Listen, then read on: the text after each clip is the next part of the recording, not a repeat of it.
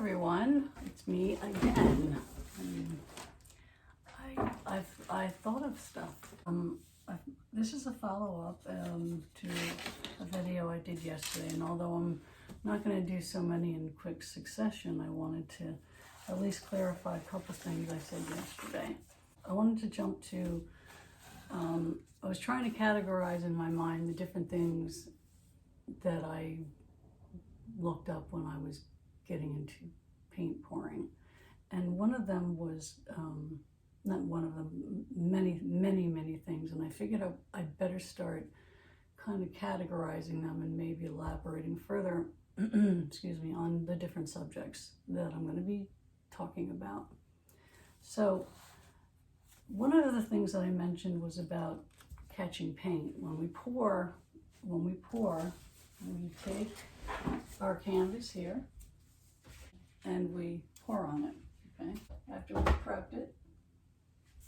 And I mentioned I did a voiceover because I didn't mention how to prop a canvas up, but on my YouTube channel there is a whole section on that, so it would be a good idea to look at that if you can. If you can't, just be aware that there's many different kinds of hooks. I think I might have even taken a picture and it's on my YouTube, but anyway, there's many different kinds of hooks. This is a very large hook for a very large scale canvas. They make little hooks, they make big hooks, they make big thumbtacks, they make little thumbtacks, they make these things, which is probably spin off of those awesome things that Molly uses on hers. Hers are probably better. I also have something coming, I think by the end of the month, that are, they are adjustable. They go up and down. Okay, so I had them, the ones I ordered go up to 3 inches. You can use cups to hold up your canvas. Just mentioning that. So let's go back to the plastic of catching your paint. So when the paint pours off, you have several choices. You can throw it out, which I don't recommend unless it's old paint and you really want to get rid of it and you don't want the scrapes, the scrappings.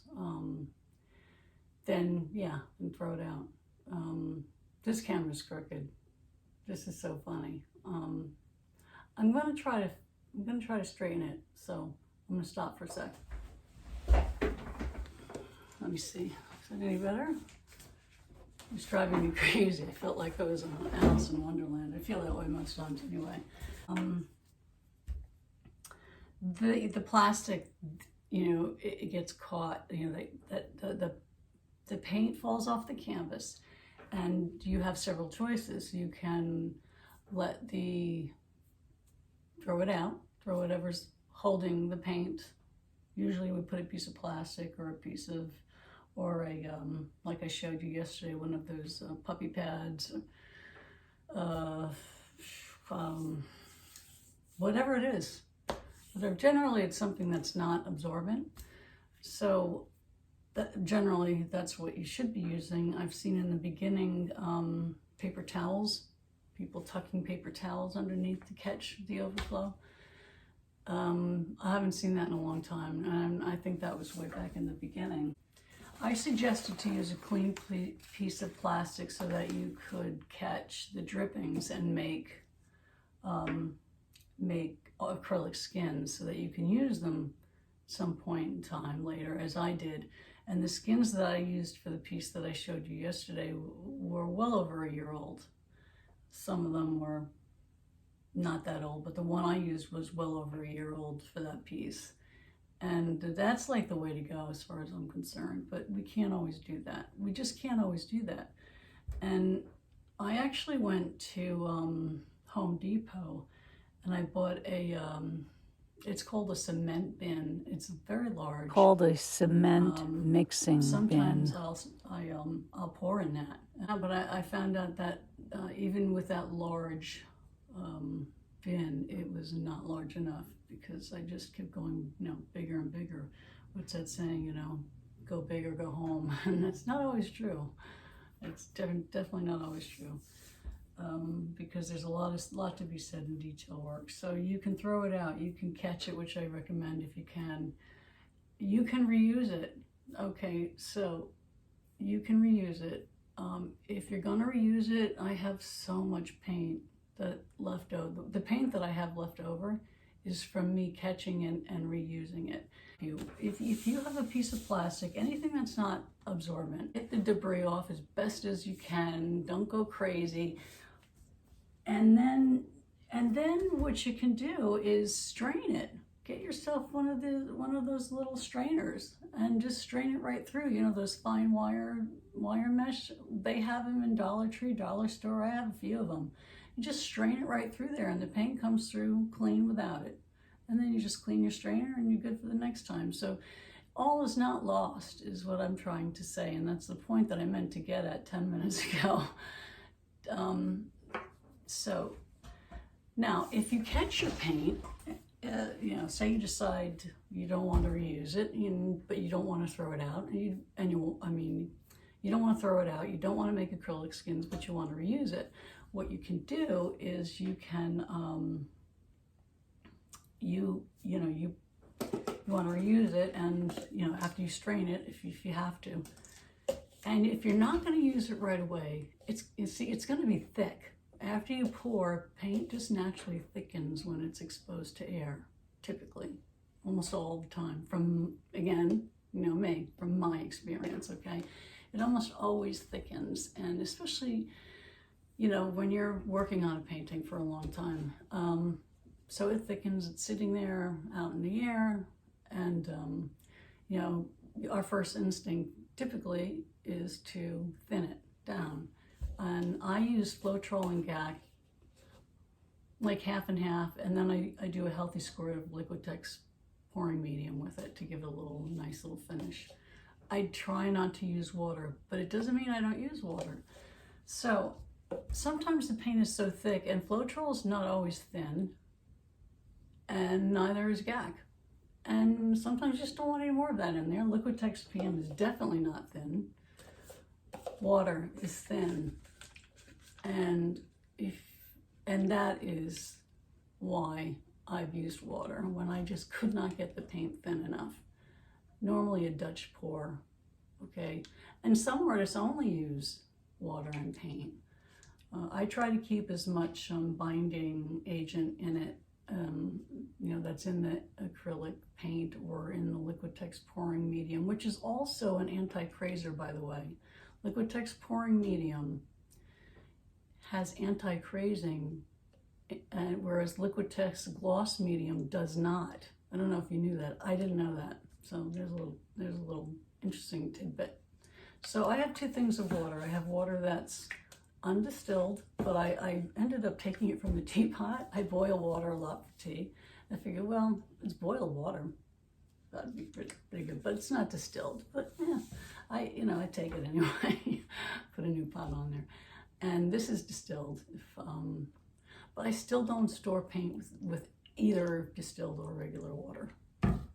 So catch your paint, put it in a thing. This is my recommendation. You don't have to do this. Do it any way you want, but this is what I would do, and what I've done.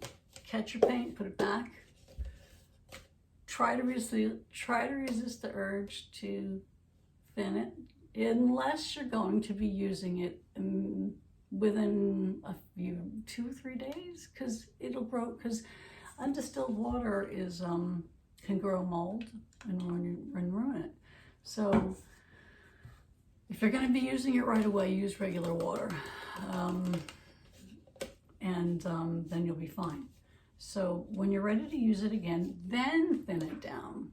And then you can use regular water and you don't have to buy distilled water, right?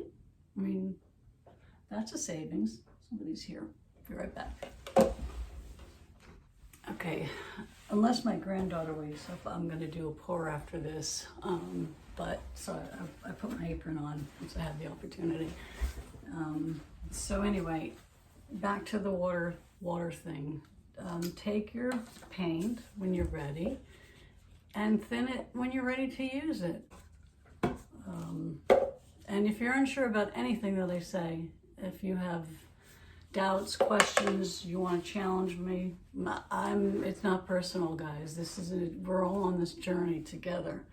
We're all on it together. So if I said something and you're like, no, Mary, that's not right, please tell me.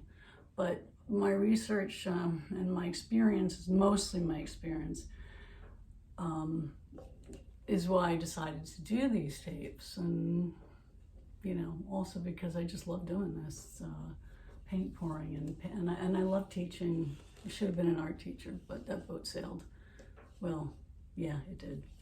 Okay, so the other thing after that about catching paint and how the different ways you can use it and reuse it, instead of just chucking it out unless you've used it so many times, there's no way you're going to, you know, use the skins and you're done with it.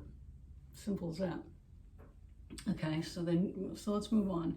That leads me to when I was talking about miscellaneous items, and I'm going to go over a few things real quick because I want this to be sort of like a series, and I never thought about doing this before, but I like the idea, and if it gets traction, I'm going to keep doing it. So, paper towels, supplies. Okay, I've been talking about supplies and things that you'll possibly need. Paper towels. For a variety of reasons. You're going to find out if you don't know already. I wear, and when I first started pouring, I figured this out very quickly. I wear disposable vinyl gloves. And when I pour, especially when I use resin, only when I use resin, to be honest, not when I pour, I actually use the paper towels and wipe my hands with the gloves on as if I don't have them on, because I'm touching other things, so I'm wiping the paint off. If you spill something, you want the paper towels. You want the paper towels handy. You get a spill, you want to wipe it off. The other thing you can get, which I had, is baby wipes or wet wipes, whatever. You don't need them. The good thing about them is that they're already wet, and you don't have to sit around trying to like mad when you need to get a spill off something immediately. You don't have to sit there and fumble and try to wet this, the paper towel, blah blah blah. The wet wipes come in very handy. I actually, I buy them. And I get the cheap ones. I would never use anything expensive that I'm going to throw away for this, unless it's going to make a really big difference. That won't. So the disposable gloves I treat like they were my hands, and so the paper towels, if I need to wipe, that's what I do. When I use resin, I use double gloves. I put two pairs on, and you can do this with acrylic too. Because when you're done pouring and you want to go to torch, you see how it gets all over everything. Look at this, and this is not bad. But you don't want resin, and you don't want this trigger sticking, and then you can't turn it off. The only way to turn it off, and it's happened to me, is to turn the flame all the way down. So when you have the double gloves on, and I do explain this in a resin video, is you take off the old ones and you torch. So that's another a good little tidbit to have in your pocket.